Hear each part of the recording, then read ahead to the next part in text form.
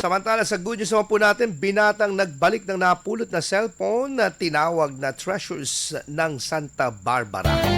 Para sa good news yan, kwento mo, Idol Tita Ronnie.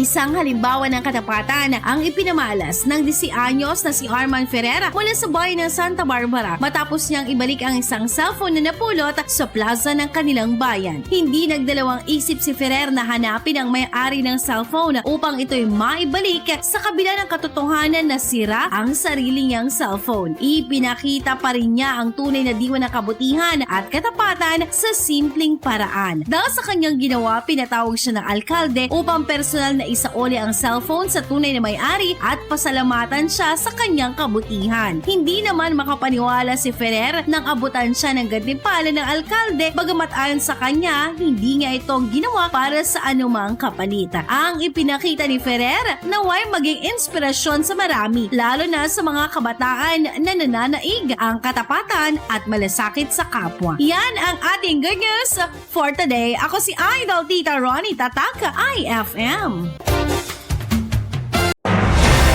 IFM News. IFM News. IFM News.